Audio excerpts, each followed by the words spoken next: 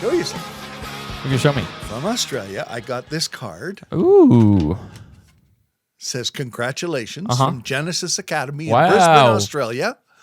And on the inside, it says, "Hi, Jim. Congratulations on your podcast, In the Jungle with Jungle Jim Hunter. Here's a few physical education hats from Genesis School you can try on for In the Jungle." Woohoo! And he sent us 2 hats. These are from Australia. That's crazy. Wow. Can I have that one? Right? Okay. And I'll show you this one. Okay. so you can see it. It's a Show the white others. one. Oh, and a that one's one. blue. Which one do you want me to have? I'll wear the white one. Okay. Yeah. So this wear is all both the way hats. from Australia. Okay. And That's so cool. from Genesis Academy. And they listen to my podcast. Wow. This is a school of 1,500 kids. That's amazing. And they're taking my training right now Ooh. on servant leadership. Wow. That's a whole podcast in and of itself. That is. And we may even switch to do that at some point. Tom Connolly is his name. And he sent me these hats. And this is from him. The note was from him. Mm-hmm. And I am so grateful that they listen to our podcast. That's so awesome. So, Tom, you got to become a Patreon, okay? Tom. Let's see you sign up. You sent All us the right? hats, but we want to see you sign up. We want more. We want you to sign up. Yes. And become a Patreon of In the Jungle with Jungle Jim Hunter. And I'm wearing my jungle hat because we're going to do On Confidence. Wow. This is the last one. Wow. This is a big series. This one is... I'm going to make a few people upset today, Uh-oh. which I'm really glad. Gonna make me I upset? can't wait. I actually really want to annoy people, so take my hat off. And Okay. You're listening to In the Jungle with Jungle Jim Hunter, where we inspire, communicate, and educate. And we do this year-round. We help as many people as we can. You can become a Patreon. You can join and get the extended material, or you can become a student. And true. I can teach you, and you can sign up, and I will start coaching you. Okay. Hit me today, Jim, with confidence. What are we talking about? What are we dealing with? What do you think is the thing that most people would say would destroy the ability to have confidence? What would you guess would be the worst thing you could do or say or You're no good. You're not going anywhere. You suck. You can't do it. If someone said that to me, that'd be pretty harming. okay, but why would you say that? Why would somebody say that to somebody else? Maybe they're, Because jealous? the person did what? Oh, maybe I don't know. Maybe They made a mistake. Oh, well, yeah. I mean, if it's a parent or a coach or something. Mm-hmm. Right. And so the 5th myth is mistakes destroy confidence. Mistakes destroy confidence. Ooh. And we don't realize that unless we know what we're doing there, we actually contribute to that. So in a Right. way, this myth is right, but mistakes don't destroy confidence. They don't tear it down because the person that is receiving it has the strength to turn it into a positive. And if you can learn how to communicate a mistake and how to fix it, or if you're the one that receives this from someone that is always putting you down or knocking you down or accusing you of being something that you're not, because they don't really understand how to communicate it properly. See, this is why we have the 3 words in there. It's the word ICE. Inspire, communicate, educate. Yeah. Because if you're not inspiring somebody, you know if your communication doesn't educate them to be better. Right. That's like the first one. And that's the first one. And Yep.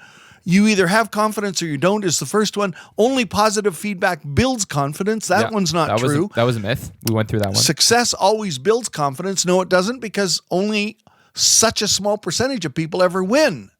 So if you use success as the basis on which you're trying to say, okay, I got to keep on winning all the time, the pressure becomes so great that pretty soon you're more worried about your success rate than you are about actually what success is, which is pushing through the challenges. Right.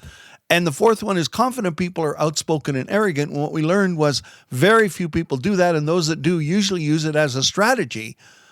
But the reason why confident people are not outspoken and arrogant is because they are always focused on the next level, because every time you rise to a new level, you have new devils.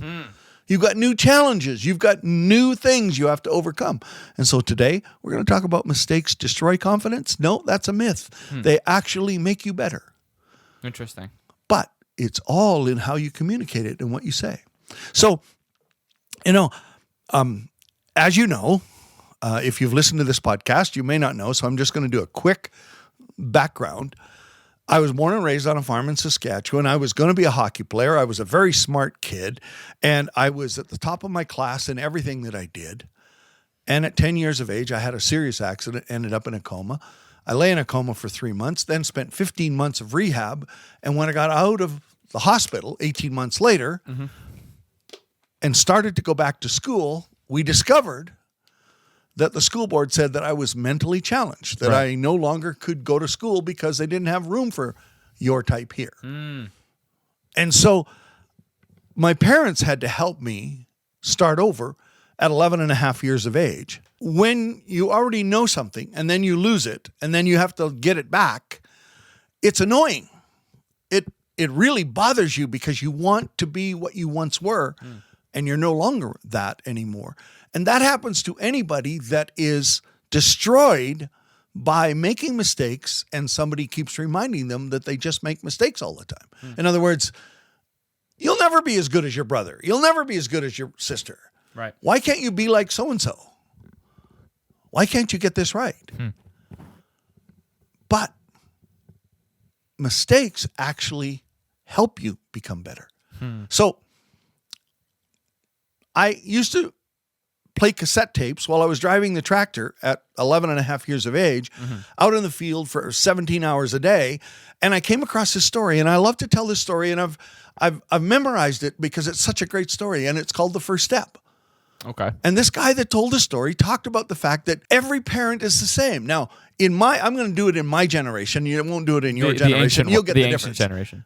The ancient generation, yes. Yes. Us ancients.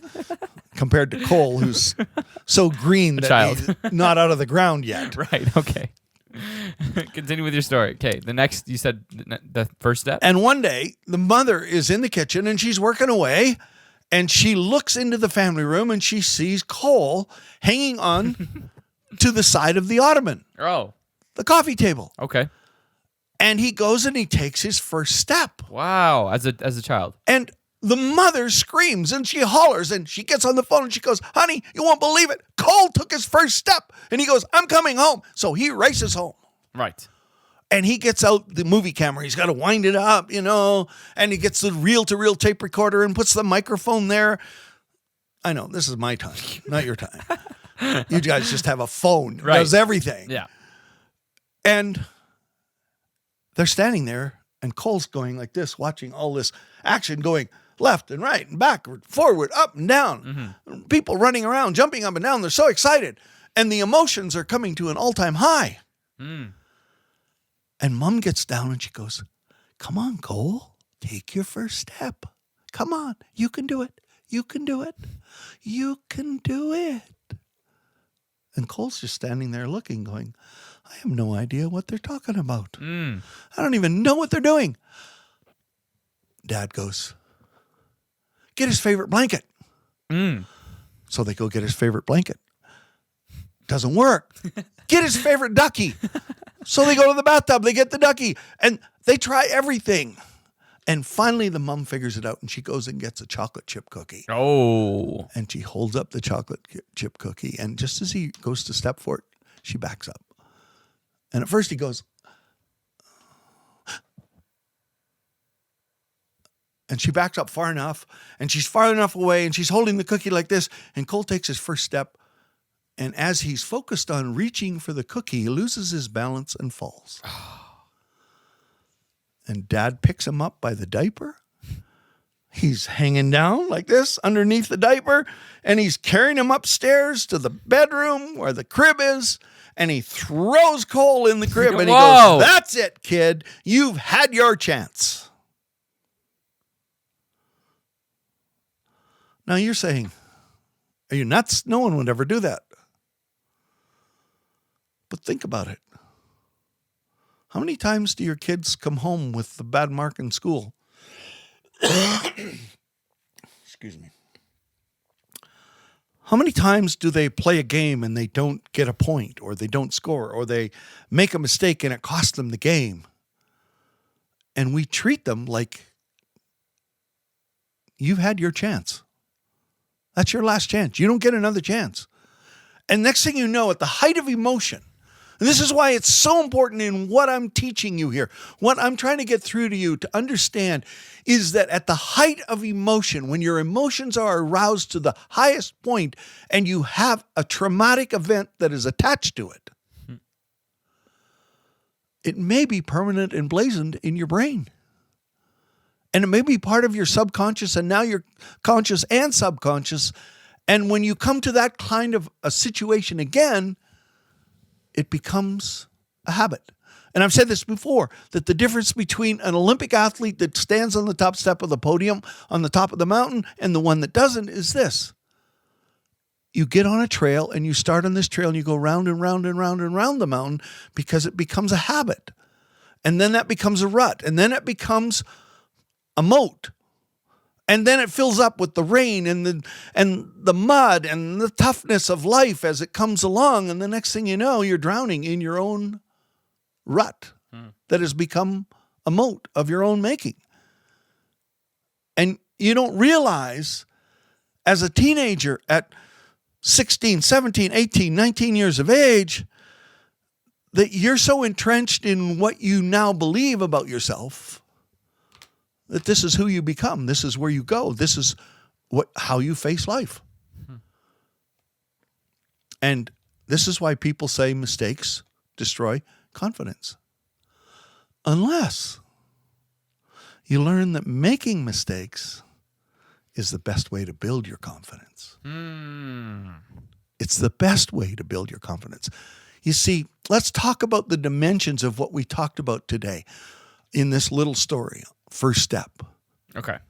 With me and in my diaper. With Cole in his diaper. I just don't want to get that image in my head. Very long. Yeah, you brought it up. You brought it up, sir. This wasn't my idea. Parents and people all their lives will do what? They will try to bribe you to get you to do something. Mm-hmm. And so they hold up the thing that would emotionally move you the most. The blanket won't do it. I sleep with that. My ducky, I don't need that. That's what I have when I'm in the tub. But a cookie. But a cookie? That's a different ballgame. That's a different And you see, when you start to use that method of saying, I will give you this if you'll do that, you as the parent have already lost the edge because you've given them, the child, all the power. And some of you adults out there think that you have all the power because you can use manipulation and control and bribes and rewards and expect it so much so that you develop a habit of never doing the work that you know you're capable of doing until you get some type of incentive to do it. And the funny thing is, it can hold you hostage for life. Let's go on to the second one. Well, what's the second part of that story? The second part of that story is expectations. I want you to walk. Come on, I can walk. Why can't you? Right. It's just a matter of doing it. And you're seeing it with adult eyes, and you're looking at Cole, and he's sitting there, has no clue what is really going on at that age.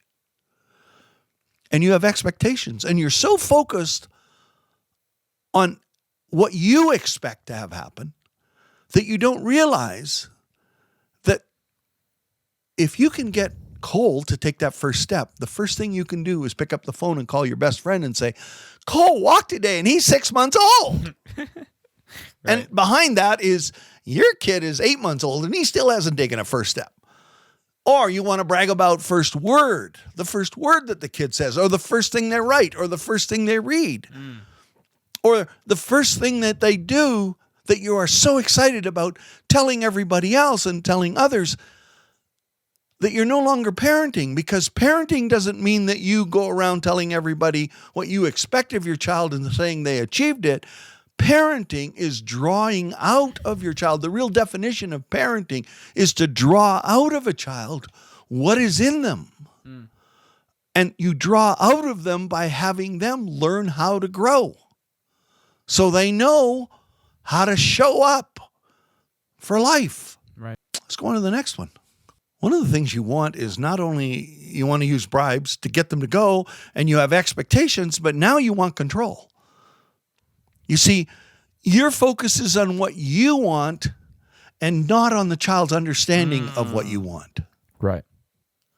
You want your child to walk. You want them to say the first word.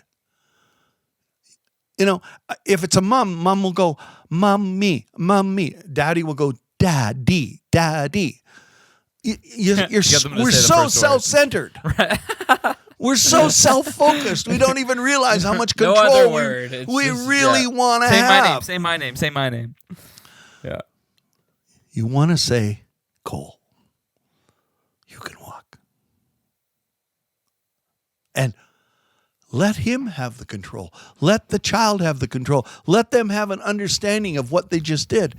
And the problem is that the minute he takes that first step, and let's say that Cole does take the first step, what do the parents do? They jump up and down. They pick up the baby. They pick up Cole. They hug him. They smother him with kisses. They do everything they possibly can, get him to be so excited.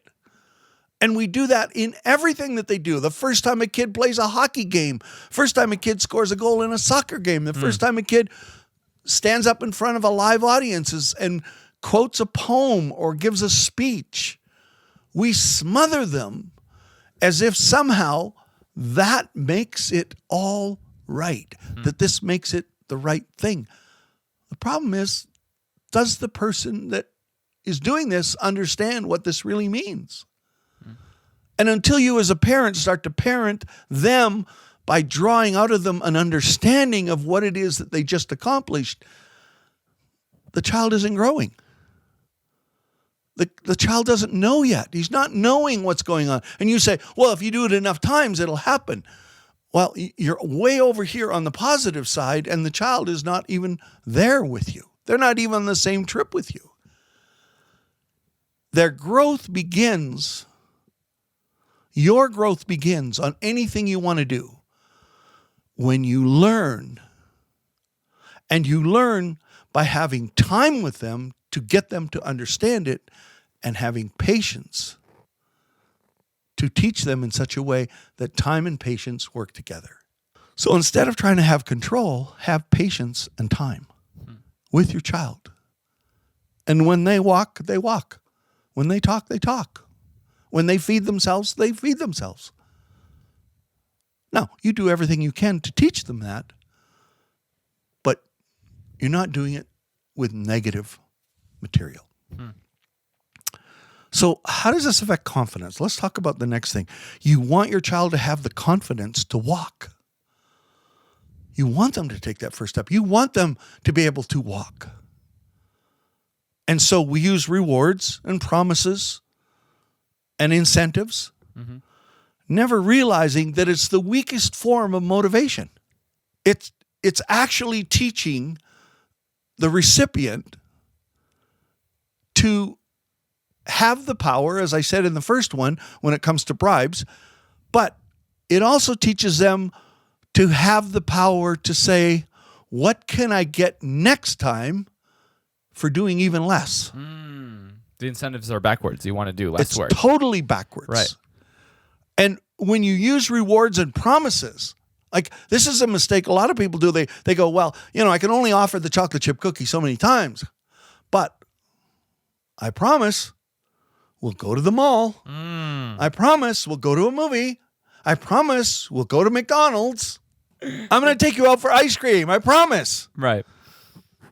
And your child is learning to manipulate you, Oh, yeah. not you teaching them. You know what? I think I'm going to be one of the best parents, Jim. All this parenting advice, you're like really setting me up for success here. You're going to be like, wow, Cole, what happened? You just got it right. Yeah. And you just proved my whole point Right. about the fact that it's a myth to think that mistakes are going to ruin your confidence. Because I'm teaching you about the mistakes that you could make, and this is the whole point. So, what's next? Let's move now more towards the direction of, okay, what can we do then in this situation? Right. How can we turn this around? Let's talk about congruency and confidence. Now, congruency is what we talked about last week about being who you say you are, Right. becoming who you say you are becoming.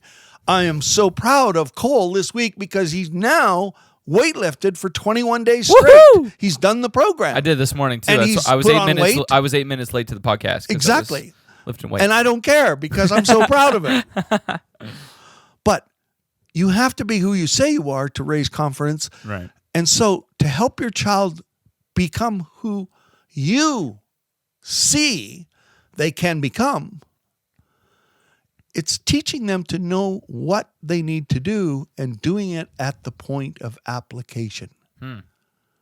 You see, when a child like Cole takes that first step and falls, the important thing to do is not to cuddle him and hold him and go, "Are you hurt? Are you okay? Are you all right? Are you all right? Did you hurt yourself?" Yeah. Instead, is to pick him up Yeah. and smile and say, "Do it again. That was marvelous." How does this show up later in life?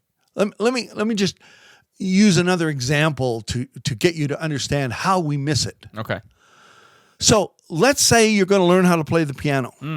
I can And do your that. parents, you show an interest in a piano. Your parents have a piano and they know somebody that is a really good teacher of children in piano. And so you go and get a lesson. And what do? You go to the lesson and the teacher teaches you and she's showing you fingering and all the little things you need to learn. And at first it's just learning mechanics. It's just learning the mechanics and the technique of how to play. And then you begin to understand that when you hit this note and then that note and then this note and that note, and you can start to read up here that this is an A and that's a C and that's a D and that's an A and that's a B and whatever the song is, and you're learning to play it. And then you come home and your mother says, "So Cole, what do we have to do now? From now till next week?" Practice. And so what does Cole learn?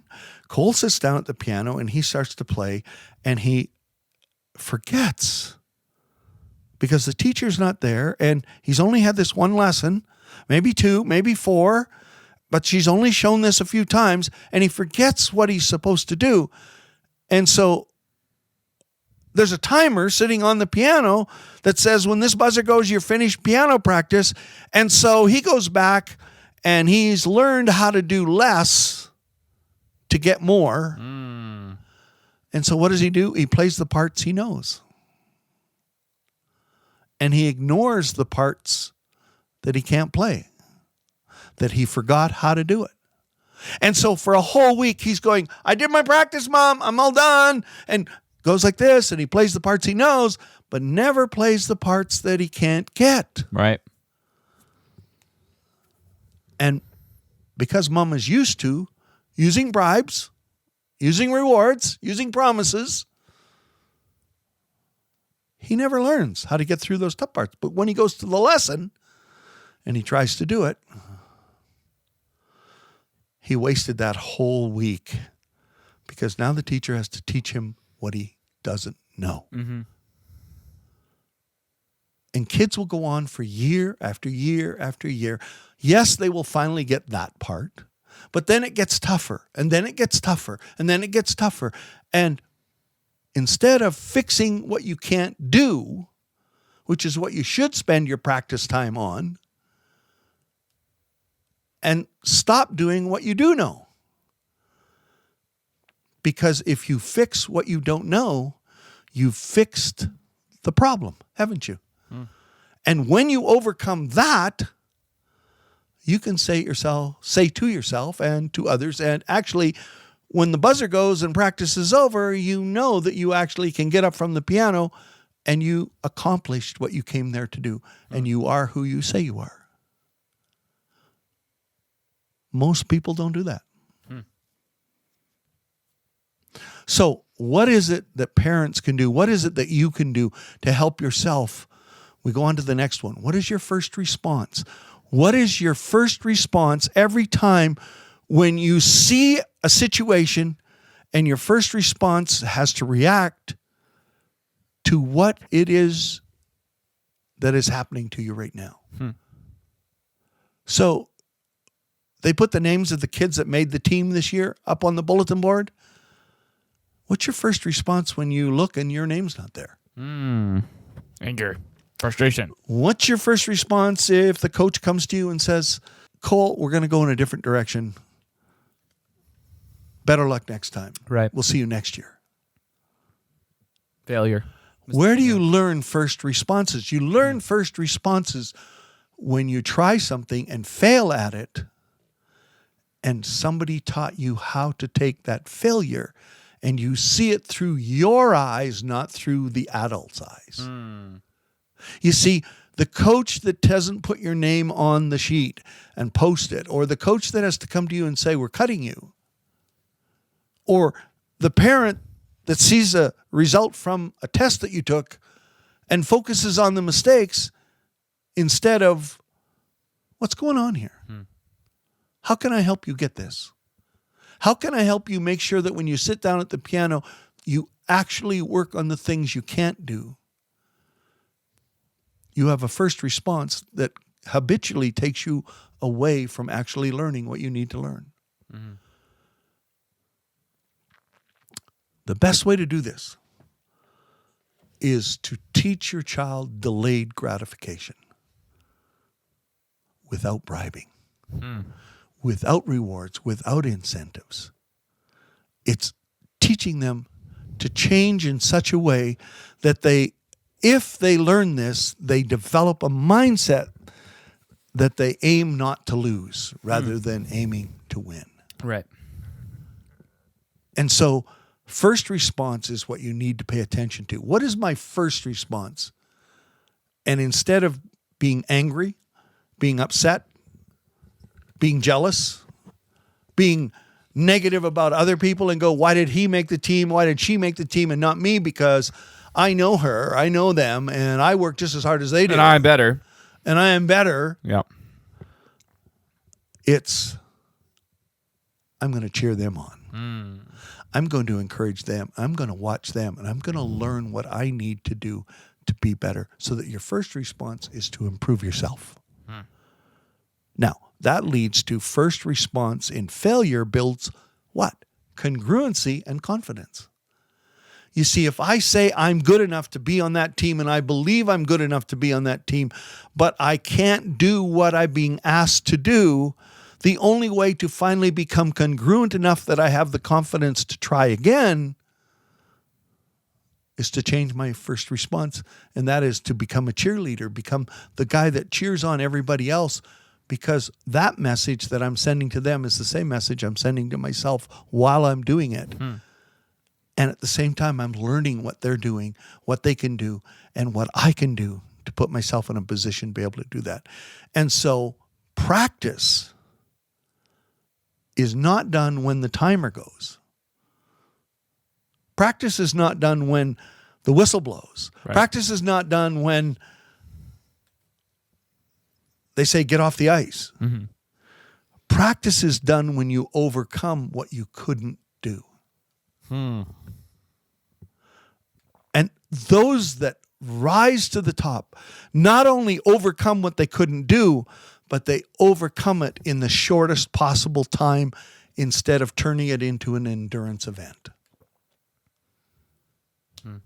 Any time that you lean back towards doing what you already know, you're taking away time and effort that you should be putting into what you don't know. Right. My mother used to say, fail more often as fast as you can, so you know sooner than anyone else what is the right thing to do. It's simple. I've told you this before when it comes to weightlifting. If you don't know how long your workout is, you're not ready to go do it, because every workout you do in weightlifting, you should be able to know that when you get there, unless somebody gets in your way and takes the piece of equipment you need, it should finish exactly in the time that you scheduled it. Right. And be prepared. And that's being prepared to do the things that you need to do to be better. When you fail, what is my first response? It's to build into myself what I couldn't do before. That builds congruency inside me that says I am who I say I am, and therefore it builds confidence. And after that is emotional blasting or building confidence.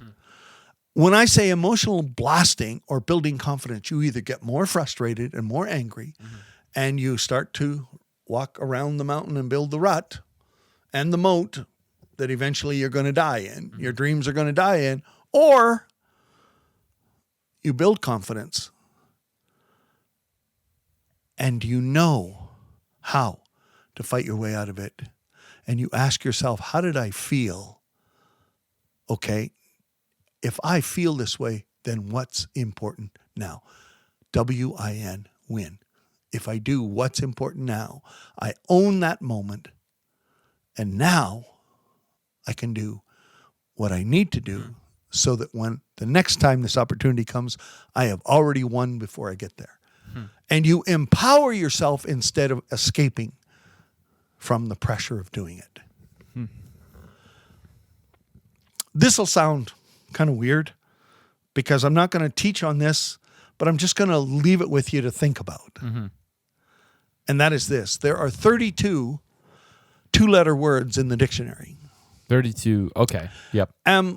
Some of them you don't need. Like the word axe, A-X. You don't really need that unless, I guess, you want an axe. Right. But if you will teach yourself, if you will teach your children by using two-letter words and thinking about it, because two-letter words tell you the position you're at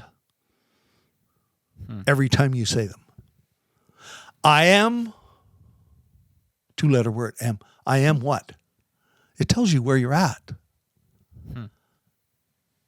At least he could have done this. At least she could have done that. At least they could have done that. It tells you the position that you think you are at. As of now. That's right in the moment. And if you think about this and use two-letter words to talk to your children, you give them an opportunity to learn where they are at, and you watch for their first response, and what comes out of their mouth tells you the emotions that are driving them and the direction that they're going. This is what I want to be. Or, well, this is what I wanted to be, but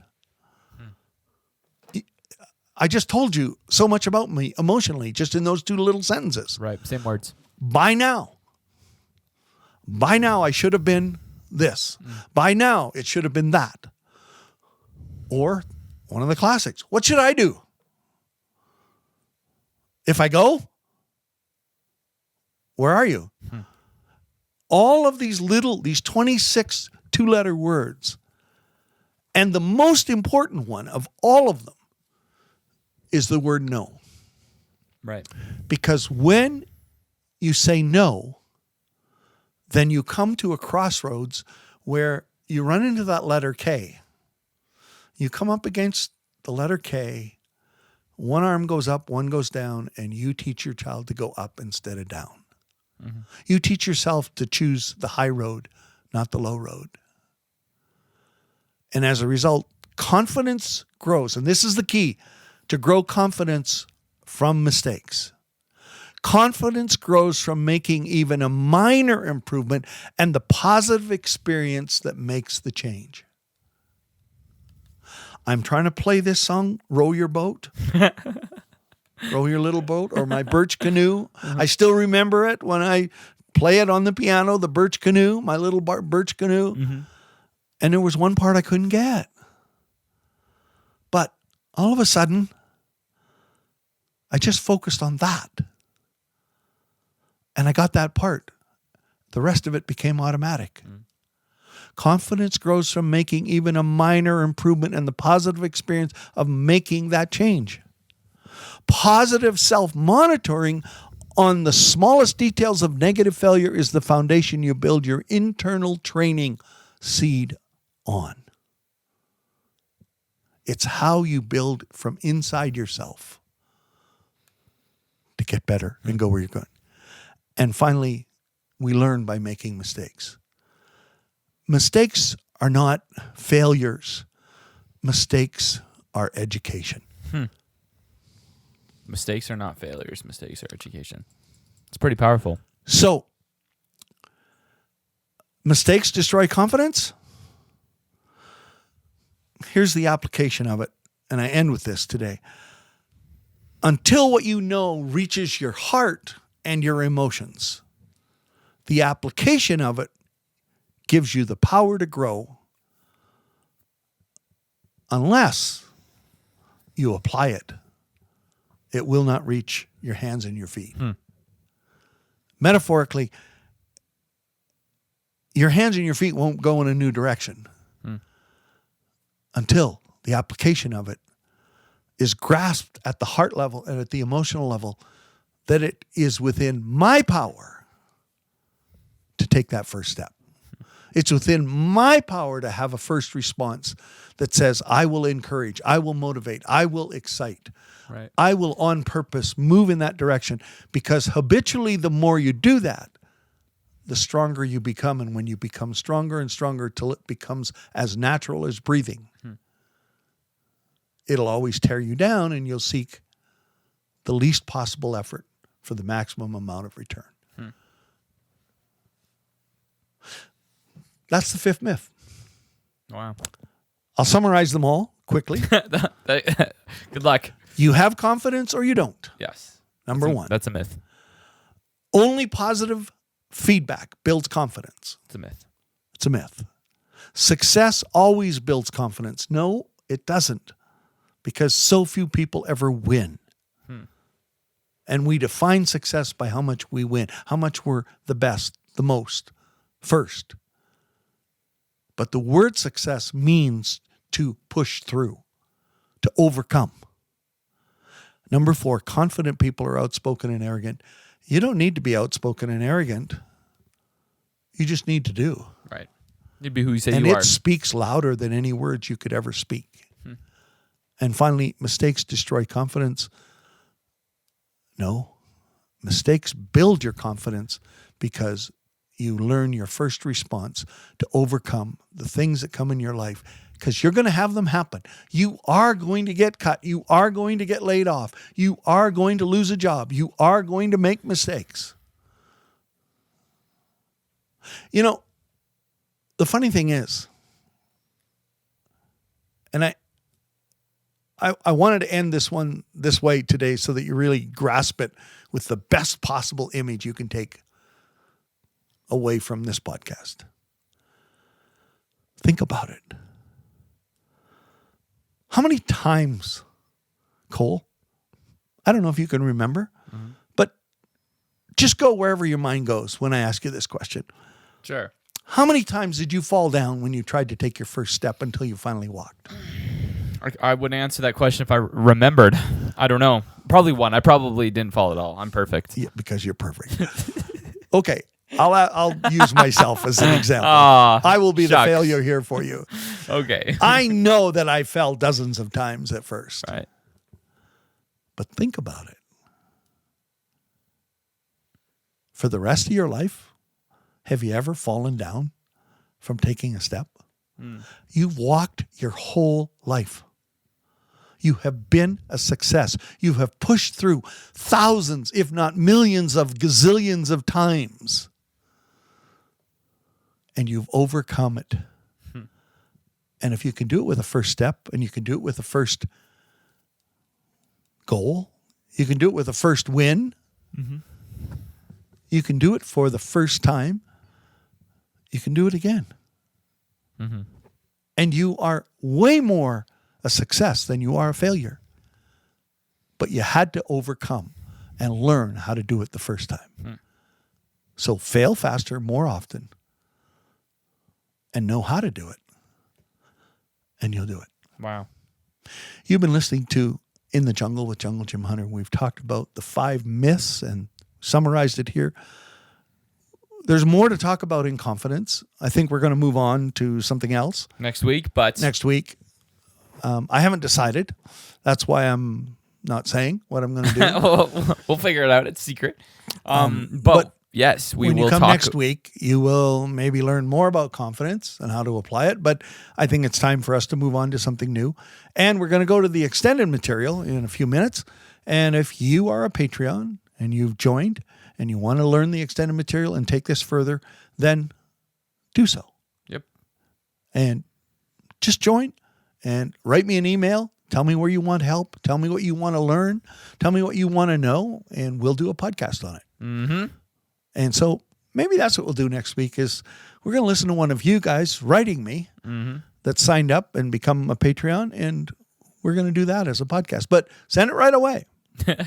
Jim needs some time to prepare Send the it material. right away. I Some need time. at least 24 hours Right. to prepare. Right. Sounds good. Okay. Well, we'll see you guys in the extended material. Bye-bye. See you at the extended material.